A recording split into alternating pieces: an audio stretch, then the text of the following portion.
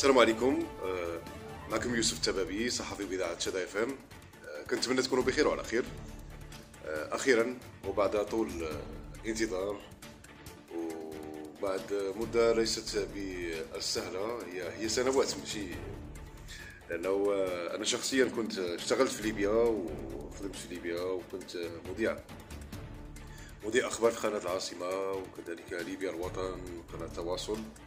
فكنعرف ليبيا مزيان وكنعرف الجالية المغربية اللي في ليبيا مزيان جيدا، فبالتالي أتابع الأخبار ديال ليبيا بزاف، وعندي تواصل بشكل مستمر مع ناس ومع كذلك الممثلين يعني ديال ليبيا هنا في المغرب، خصوصا على مستوى السفارة. فبالتالي هذيك العلاقة مازال وطيدة ومتينة الحمد لله.